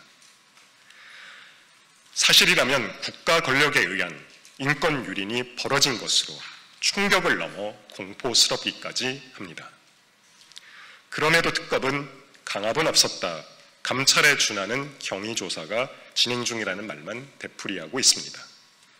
이 비극 앞에서 셀프 조사를 운운하는 특검의 태도야말로 후안무치하기 그지없습니다. 이로 모자라 변호인의 조사 열람 요청조차 공소권 없음을 이유로 거부한 것으로 알려지고 있습니다. 진실 규명을 외면하고 책임 회피에 급급한 모습입니다. 무엇이 두려워 변호인에게 조서조차 보여주지 못합니까? 민중기 특검은 정치적 표적을 향해 달려가며 무고한 공직자를 벼랑 끝으로 몰아넣었습니다. 국가 권력이 개인의 양심을 꺾고 진술을 조작했다면 그것은 수사가 아니라 폭력입니다. 그 폭력의 결과가 생명까지 무참히 짓밟았다면 그 책임은 반드시 밝혀져야 합니다. 억울함, 죽음 앞에서 침묵한다면 법치는 이미 죽은 것입니다. 국민의힘은 고인의 명예를 반드시 회복시키고 이 비극을 초래한 정치 특검의 실체를 끝까지 밝혀낼 것입니다.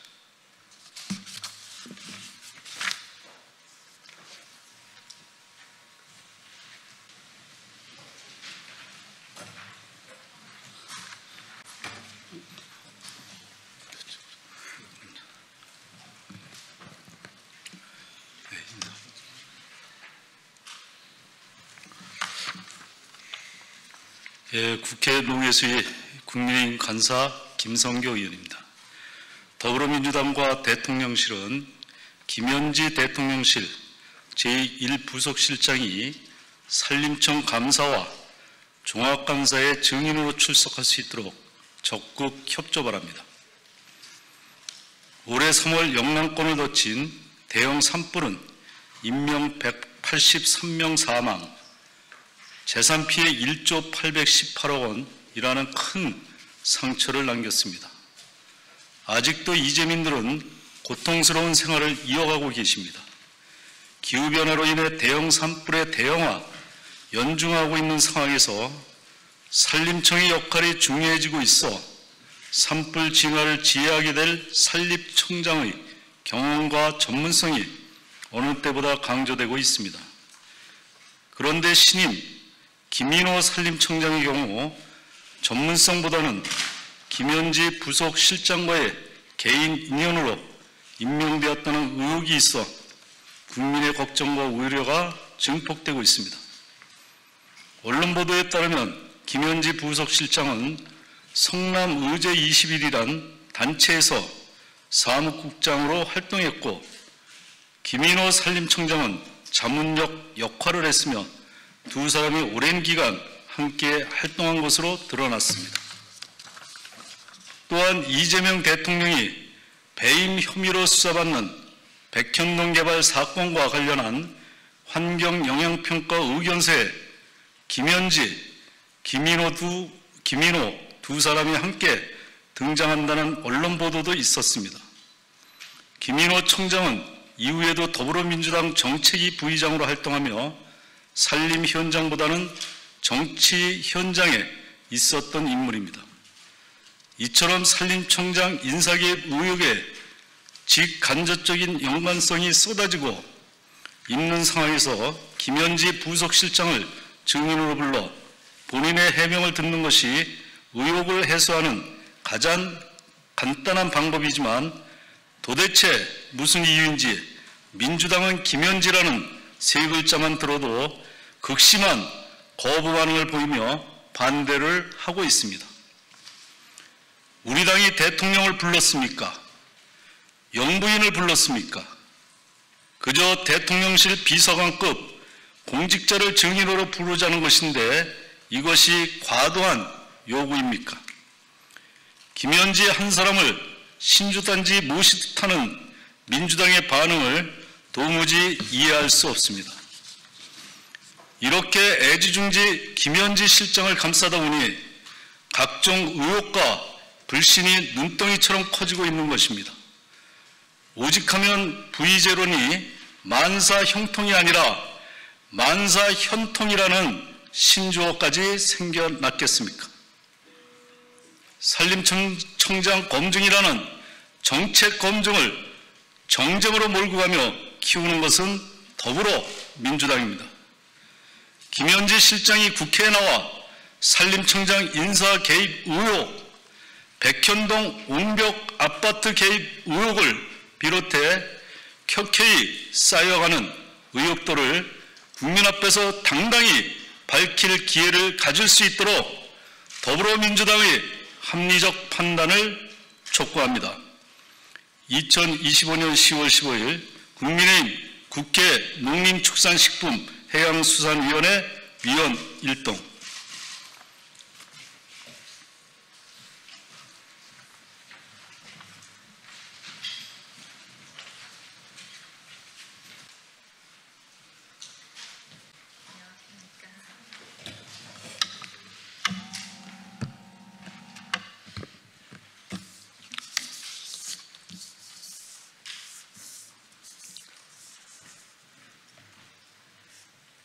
김현지 실장에 대해서 말씀드리겠습니다.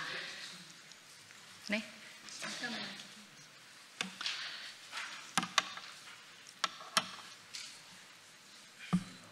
할까요? 네. 김현지 제1부속실장은 더불어민주당이 말하는 것처럼 떳떳하다면 국감에 출석해 직접 소명하십시오. 이재명 대통령과 김현지 실장은 경제 공동체입니다. 김현지 제1부속실장은 이 대통령의 변호사였던 시절 성공 보수를 대신 받은 인물입니다. 또한 대장동, 화천대유 아파트 분양권을 받은 이재명 패밀리의 한 사람이기도 합니다. 돈으로 얽히고 이익으로 이어진 관계를 국민은 결코 단순한 우연으로 보지 않습니다. 이재명 대통령과 김현지 실장은 범죄 공동체입니다. 이 대통령은 성남시장 시절 시의원들의 퇴장을 막으려다가 받았습니다. 그 현장에는 김현지 실장도 함께 있었습니다. 이뿐만이 아니라 국회 법제사법위원회 국정감사에서는 이화영 전 경기도 평화부지사의 불법 대북 송금 과정에 김현지 실장이 관여한 정황이 새롭게 확인되었습니다. 이재명 대통령의 범죄 기록물에는 김현지 실장이 있었습니다. 이재명 대통령과 김현지 실장은 이념 공동체입니다. 김 실장은 통일진보당 해산 사태의 중심에 있었던 경기 동부연합과 연계된 정황이 드러났습니다. 경기 동부연합은 김일성 추종 세력으로 통합진보당 내에서도 가장 강성 이념 조직이었습니다. 당시 통진당 김미희 의원과 이재명 대통령은 2010년 지방선거에서 단일화해 승리한 바 있습니다. 국가의 핵심 공직자가 이런 이념적 뿌리를 공유했다면 그것만으로도 중대한 안보 리스크입니다.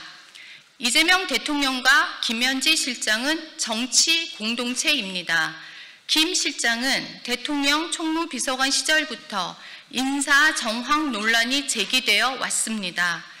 여러 장관 후보자와 내부 인사 실패로 대통령의 인사 검증 책임론이 불거졌고 곳에서 만사 현통 논란도 끊이지 않았습니다. 대통령실은 국가의 컨트롤 타워입니다. 그런 자리에 핵심 1급 공직자가 이렇게 많은 의혹에 휩싸여 있다면 결코 가벼운 문제가 아닙니다. 당사자도 아닌 대통령실이 서둘러 방어에 나선 것 자체가 오히려 의혹의 신빙성을 높이고 있습니다. 사실이 아니라면 당사자가 직접 해명하면 될 일입니다. 대통령실, 영순위 문고리 권력, 그 공동체의 실체를 반드시 밝히겠습니다. 감사합니다.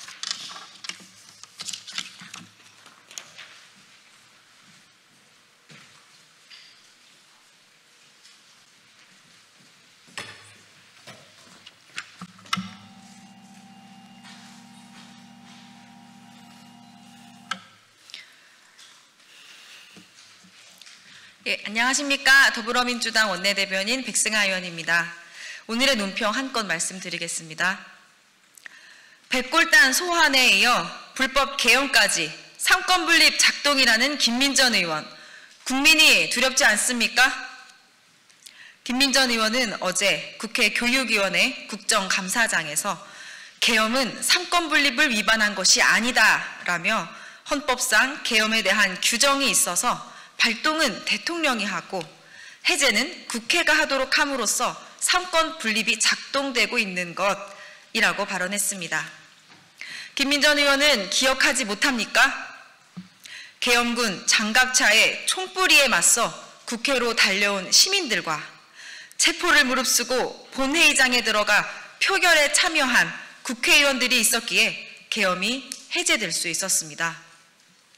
삼권 분립을 파괴한 계엄 포고문에는 정치활동 전면 금지, 언론 통제, 체포 구금 권한 남용 등 불법 명령이 포함되어 있었고 당시 국회가 계엄 해제를 시도하는 것조차 계엄 명령 위반죄로 체포될 수 있는 상황이었습니다. 그런데도 김 의원은 상권 분립이 작동했다고 말하며 내란 속의 윤석열의 불법 계엄 시도를 감추려 하고 있습니다. 이는 헌법 질서와 국민 주권을 정면으로 부정한 망언입니다. 더 나아가 김 의원은 국무회의를 안 해서 윤석열이 탄핵당했는데 국무회의 CCTV가 공개됐다며 헌법재판소의 탄핵 결정을 조롱했습니다. 국무회의를 열지 않고 계엄령을 선포한 절차적 불법성 때문에 헌재가 탄핵을 결정한 것처럼 왜곡한 것입니다. 헌재의 판결문을 정독하기 바랍니다. 국민이 부여한 탄핵권과 사법 판단을 가볍게 여기는 이 발언은 헌정 질서의 근간을 뒤흔드는 위험천만한 태도입니다. 면피성 국무회의를 열었으니 불법 계엄이 정당하다는 것입니까? 헌재의 탄핵 결정이 무효라는 것입니까? 김 의원은 발언의 진위를 국민 앞에 명확히 밝히고 헌법과 국민을 모독한 데에 대해 즉각 사과해야 합니다. 김민전 의원은 이미 윤석열 체포를 방해하고 국가폭력의 상징인 백골단을 국회에 소환한 바 있습니다. 이제는 불법 계엄까지 옹호하며 내란 세력의 대변인으로 전락했습니다.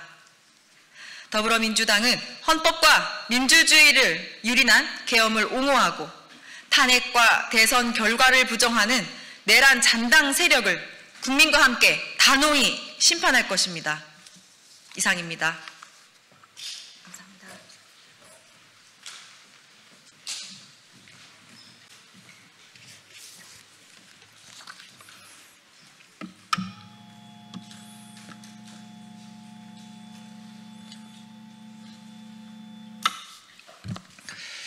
네, 더불어민주당 원내대변인 김현정입니다. 주진우 의원과 박상용 검사의 허위 공세는 살기 위한 쇼에 불과합니다. 연호 술파티 사건의 주연들이 또다시 조작에 나섰습니다. 두 사람은 어제 국정감사장에서 이화영의 변호인이 김현재에게 질책을 받고 사임했다며 정치공작극을 벌였습니다. 그러나 이는 당사자인 설주환 변호사의 직접 반박으로 거짓임이 곧바로 드러났습니다. 설 변호사는 질책을 받은 바 없고 스스로 사임했다고 명백히 밝혔습니다. 주진우 의원은 연호 술파티 회유 당시 윤석열 정부 법률비서관이었으며 국민적 공분을 일으켰던 최혜병 사건의 예비 피의자로 특검의 수사선상에 있습니다.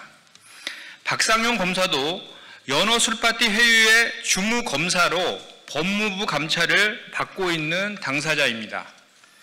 감찰 대상 검사와 예비 피의자인 검사 출신 의원이 국정감사장에서 본인 방탄과 정치생명 연장을 위해 정치 공작을 편 것입니다.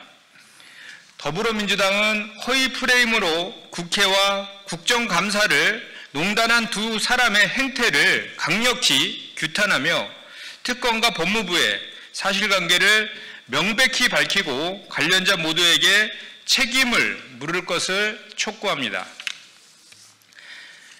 투기 세력을 비유하는 개변에 계엄 운운이라니 자성의 모습이란 전혀 없는 것입니까? 국민의힘이 정부의 부동산 대책에 대해 총공세에 나섰습니다. 김재섭 의원의 계엄 선포라는 비난에 이어 장동혁 대표는 청년 서민주택 완전 박탈이라는 자극적인 딱지를 붙였습니다. 윤석열의 진짜 계엄에는 침묵하더니 민생 정책에 계엄을 운운하는 행태야말로 도둑이 매를 드는 적반하장의 전형입니다.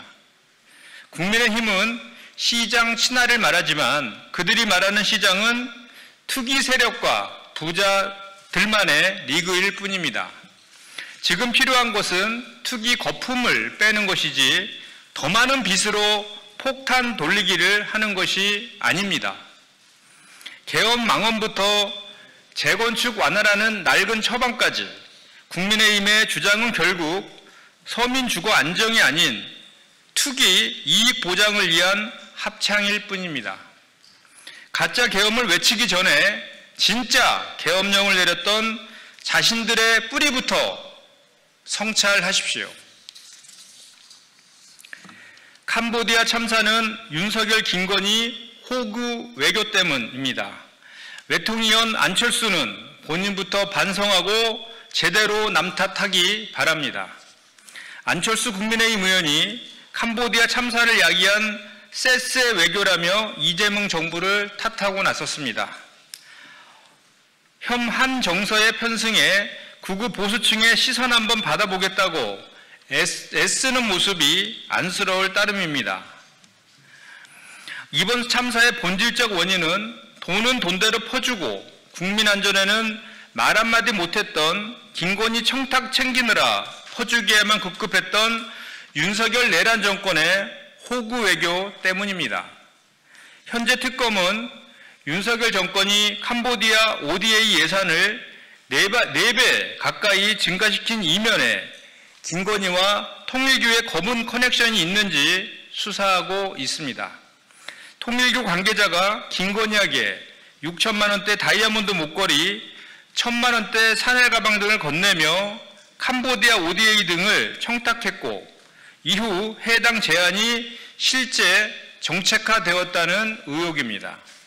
특히 캄보디아 대국민 안전 문제는 당시 여당인 국민의힘 의원들조차 심각성을 인식하고 있었고 경찰 주재관을 증언해달라고 요청까지 했지만 이를 묵살한 것은 윤석열 정권이었습니다. 국회 외교통상위원회 위원인 안철수 의원은 캄보디아 재외국민 안전을 위해 도대체 어떤 역할을 했습니까? 더구나 안철수 의원은 지난 대선에서 윤석열과 단일화해 재외국민들의 투표권을 휴지 조각으로 만들었던 장본인입니다. 이에 재외국민 투표 후 후보 사퇴를 제안하는 소위 안철수 방지법을 제정해야 한다는 여론이 들끓었다는 것을 벌써 잊으셨습니까? 안철수 의원은 재외국민 권리를 모독하고 직무유기한 본인부터 반성하십시오. 그리고 M1 현 정부 탓 말고 윤석열, 김건희의 호구 외교나 탓하기 바랍니다. 이상입니다.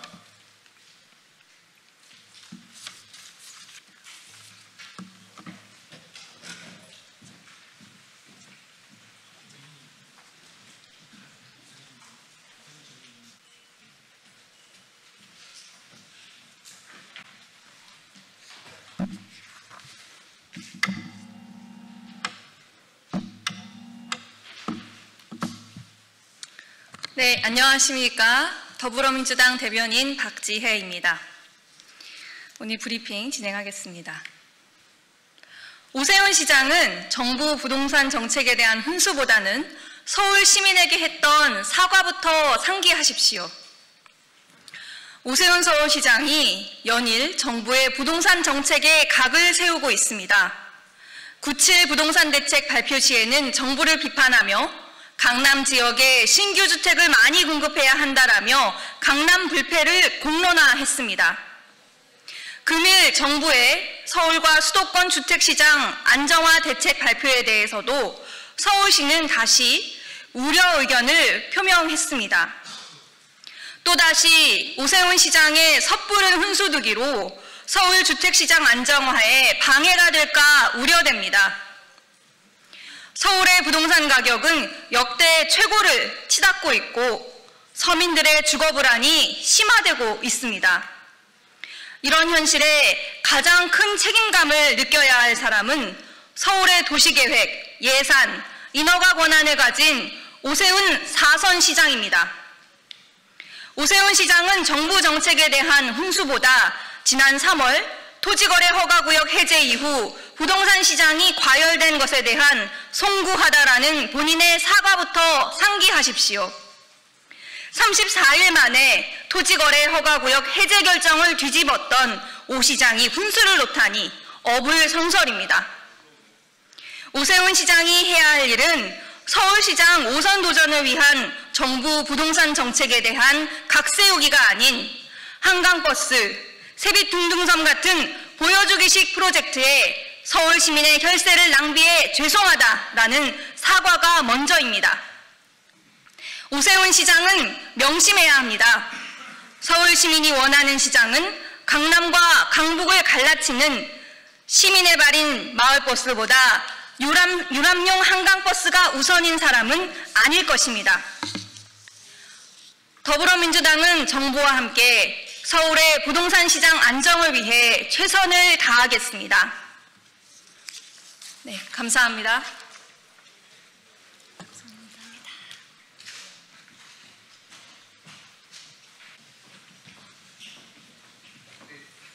안녕하세요. 자, 인사. 차렷. 차렷. 차렷. 전래.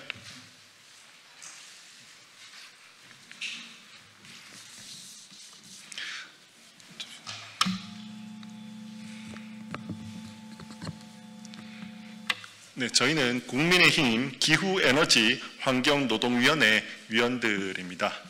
금일 국정감사와 관련하여 중요한 증인 신청을 하였고 이 점에 대해서 민주당 주도로 거부하고 있는 점에 대해서 유감을 표명하기 위해서 이 자리에 섰습니다.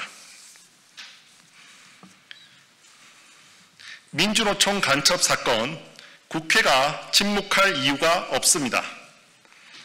최근 법원에서 북한의 지령을 받고 활동한 민주노총 전 간부 등의 인물에 대한 유죄 판결을 확정했습니다. 이들은 북한 문화교육으로부터 특정 정당을 지지하기 위한 신규 조직원 영입, 군사시설 등 국가 주요시설 정보 수집, 민주노총 하반기 사업 계획 및 직선제 선거 관련 후보 선정 동향 및 성향 파악 등의 지령을 수수받았고 물리적, 폭력적 수단을 동원한 반보수, 반미투쟁 조종, 친북 여론전을 전개하며 국가 전복까지 준비했습니다. 민주노총 내부에서 반국가적 활동이 실제로 이뤄졌다는 중대한 사건임에도 더불어민주당은 이 문제를 정면으로 다룰 의지가 없어 보입니다. 국회는 국민을 대신해 진실을 밝히는 자리이며 민주노총 간첩 사건 역시 예외일 수 없습니다. 국민의힘 기후에너지 환경노동위원회 위원 일동은 10월 1일 증인 채택이 진행되는 전체 회의를 통해 확정 판결을 받은 금속노조 전 조직쟁의국장 성모 씨와 보건의료노조 전 조직실장 김모 씨에 대한 증인을 신청했습니다. 그러나 여당은 이 사건보다 중요하게 다뤄야 할 문제들이 많다며 증인 신청조차 받아들이고 있지 않습니다.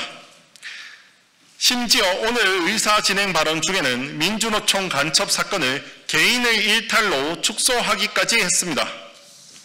국가 전복과 관련된 간첩 사건보다 더욱 중요한 사건이 도대체 무엇입니까?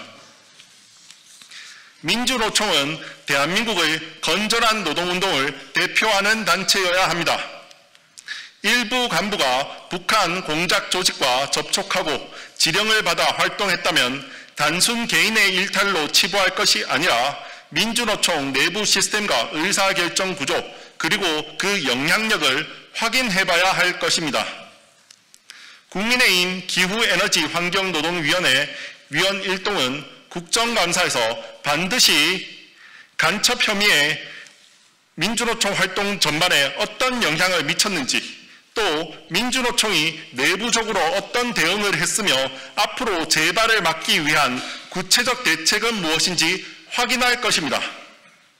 더불어민주당에서도 더 이상 책임을 회피하지 마시고 민주노총 간첩 사건 관련 증인 출석 요구를 즉시 의결할 것을 공식적으로 촉구합니다. 국민의힘과 저는 이 사안을 결코 덮지 않겠습니다. 대한민국의 헌법 질서와 자유민주주의를 지키기 위해 끝까지 진실을 규명하겠습니다. 감사합니다.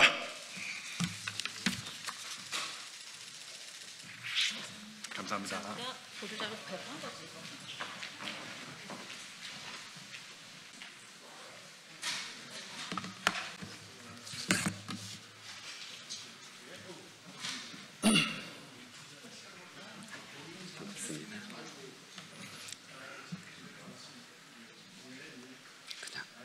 해야겠죠? 예. 더불어민주당 대변인 박규환입니다. 대변인 논평 한 건 발표하겠습니다. 법무부 장관의 위헌 정당 해산 심판 청구 검토 발언, 원론적 표현에 머물지 않을 수 있음을 엄중히 경고합니다. 어제 국회 법제사법위원회의 법무부 국정감사에서 정성호 법무부 장관이 특별검사의 수사 결과에 따라 국민의 힘에 대하여 위헌 정당 해산 심판 청구를 검토하겠다고 밝혔습니다. 더불어민주당은 이와 같은 법무부 장관의 의사표명을 환영하며 이를 대한민국의 헌법적 가치와 민주적 기본 질서를 수호하려는 정당한 의지의 표명이자 내란 종식을 염원하는 국민 열망에 대한 지극히 당연한 태도로 평가합니다. 국민의 힘이 위헌 정당인 근거는 이미 차고도 남고 해산되어야 할 이유 또한 넘쳐납니다. 우리 국민은 12.3 내란의 밤에 대다수 국민의힘 의원이 계엄 해제를 위한 국회 본회의에 참석하지 않은 것을 똑똑히 지켜보았고 심지어 지도부에 의한 고의적 표결 방해가 있었다는 사실까지도 여러 정황과 증거를 통해 확인하고 있습니다.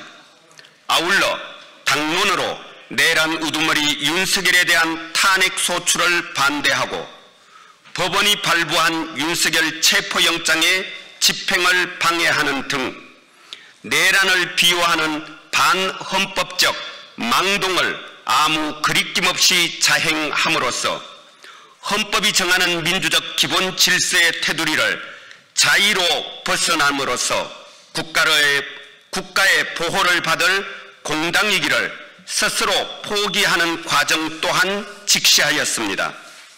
거기에 더하여 국민의힘이 우리 국민을 더욱 절망스럽게 만드는 것은 오늘 이 순간까지도 12.3 내란에 대하여 일말의 반성도 책임지는 모습도 쇄신을 위한 대책도 보여주지 않는다는 점입니다.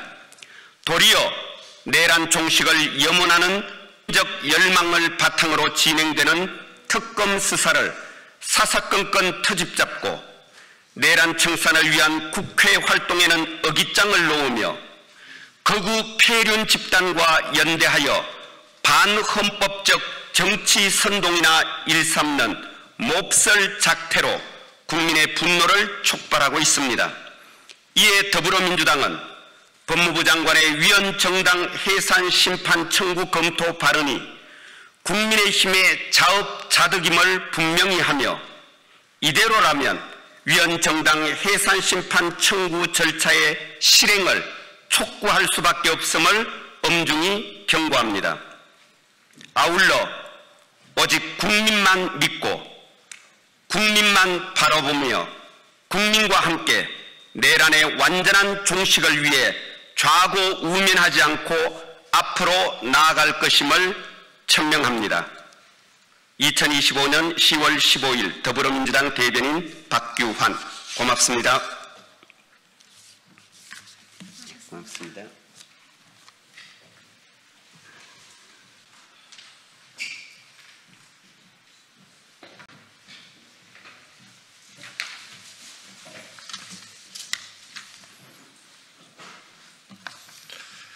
네, 어제 제가 공개했던 김현지 부속실장이 이재명 대표의 형사사건 컨트롤 타워였다는 정황이 점점 사실로 입증돼 가고 있습니다. 오늘 추가 사실을 공개합니다. 김현지 부속실장은 김용 전 민주연구원 부원장 사건에도 깊숙이 관여되어 있습니다. 김용은 이재명 대통령의 최측근입니다. 20대 대선 경선 과정에서 대장동 업자 유동규 남욱으로부터 불법 대선 자금 6억 원을 받은 혐의로 재판을 받고 있습니다. 김용이 검찰의 체포영장으로 체포됐을 때 김용의 변호를 맡은 이상호 변호사는 김용의 체포영장을 몰래 김현지 보좌관에게 보낸 것으로 보입니다. 누구에게 보고했겠습니까? 또 모든 공범 사건을 이렇게 관리해 왔고 지금도 이렇게 관리하고 있습니까?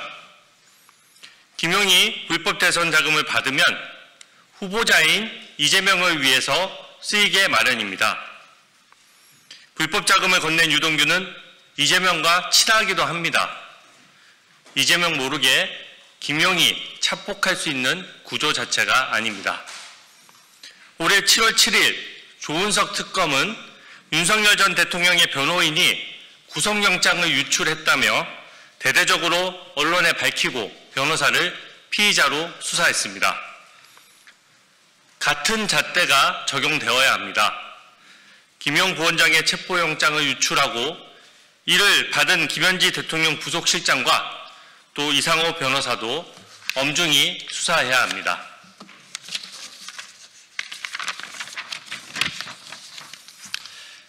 김현지가 이재명 사건의 총괄 컨트롤 타워였다는 사실을 설주한 변호사의 양심 고백으로 알 수 있었습니다. 이화영, 김용 사건 모두 이재명 대통령과 공범관계에 있는 사건들입니다. 공범의 수사 상황을 변호인을 통해 몰래 빼내고 증거인멸을 시도하는 것은 명백한 범죄입니다. 실행자는 김현지이고 배우는 이재명 대통령입니다. 김용 사건에서는 그 후 조직적 위증교사와 증거 조작이 있었습니다. 대선 캠프 관계자 2명이 김용의 허위 알리바이를 만들고 휴대전화 일정표도 조작해 제출했다가 구속 기소됐습니다. 알리바이는 김용 피고인 측과 짜지 않고서 막 만들어낼 수는 없는 것입니다. 사건 컨트롤 타워인 김현지, 공범관계에 있는 김용, 또 그 변호인인 이상호의 사전 모의가 과연 없었습니까? 김현지가 보좌관 시절에는 몰래 이재명 공무원 사건에 관여해 왔다면 지금은 권력이 더 커져 대통령실 부속실장으로 있습니다. 김현지가 마음만 먹으면 공범 사건을 손바닥 보듯이 들여다볼 수 있고 지금 이재명 대통령이 하고 있는 것처럼 구체적 사건에도 막 관여할 수 있는 길이 있는 것입니다. 이런 것들을 명명백백히 밝히기 위해서 국감의 출석과 증언이 반드시 필요합니다. 피하는 자가 범인입니다. 김현지 부속실장과 민주당은 국감 증인을 즉시 수용하십시오. 감사합니다.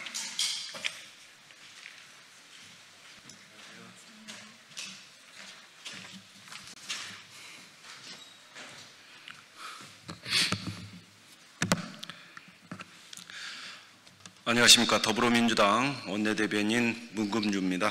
10월 15일 언론 브리핑을 하겠습니다. 서민의 절규를 포퓰리즘이라 부르는 국민의힘, 냉혈한 정당의 민낯을 드러냈습니다. 국민의힘이 자영업자 빚을 탕감해 주는 것을 세금 퍼주기, 빚 탕감쇼라는 프레임으로 몰며 국민의 고통 위에 정치 노름을 벌이고 있습니다. 이재명 대통령의 발언은 빚진 국민에게 면죄부를 주자는 것이 아니라 생존의 끈을 놓지 않게 하자는 최소한의 국가적 책임을 천명한 것입니다. 국민의힘은 빚진 게 다 자영업자 잘못이 아니다라는 대통령의 말을 조롱했지만 정작 그들이 외면한 것은 윤석열 정권 시절 잘못된 경제 정책으로 초래된 고금리, 물가 폭등 속에 하루하루 버텨오다 12.3 불법 비상계엄으로 거리로 내몰린 서민의 절규입니다. 벼랑 끝으로 내몰린 국민을 탓하는 것은 불운한 이들에게 돌을 던지는 것과 다르지 않습니다. 대통령의 이해해달라는 발언은 억울함을 강요한 것이 아니라 함께 살아가자는 연대의 호소였습니다. 그러나 국민의힘은 그 뜻을 왜곡하며 국민을 분열시키는 성실한 자 대 무책임한 자의 싸움으로 몰아가고 있습니다. 이것이야말로 서민을 정치의 희생양으로 삼는 잔혹한 포퓰리즘입니다. 이재명 정부의 채무조정은 무차별 탕감이 아닙니다. 엄격한 심사를 거쳐 한 푼의 세금도 허투루 쓰지 않는 재기 지원 시스템입니다. 그럼에도 국민의힘은 사실관계를 외면한 채 나라 곳간을 쌈짓돈처럼 쓴다며 근거 없는 독설을 퍼붓고 있습니다. 정작 국가 곳간을 거덜낸 것은 부자 감세와 혈세 낭비를 일삼은 윤석열 정권과 국민의 힘이었다는 사실을 잊은 것입니까? 이재명 대통령의 빚 조정 정책은 윤석열 정권 시절 망가진 경제 엔진에 다시 시동을 거는 회생 프로그램입니다. 국민의힘이 진정 나라를 걱정한다면 비난이 아니라 대안으로 싸워야 합니다.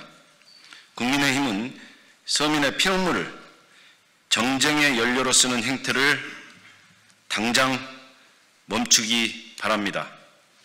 국민들께서 지켜보고 있습니다. 이상입니다. 감사합니다.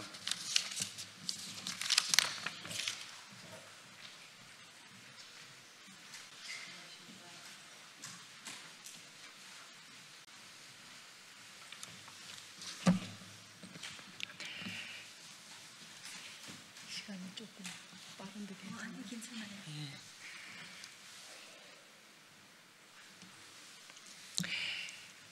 네, 더불어민주당 권양엽 대변인입니다. 산업부의 대왕고래 프로젝트에 대한 감사원 감사 청구를 환영하며 그 결과를 지켜보겠습니다. 오늘 산업통상부가 국정감사에서 제기된 대왕고래 구조 시추 사업 추진 과정에서 발생한 주요 의혹에 대해 감사원에 공익감사를 청구한다고 밝혔습니다. 늦었지만 산업부의 결정 다행입니다. 올해 2월 대왕고래 프로젝트는 경제성이 없는 것으로 결론이 났습니다.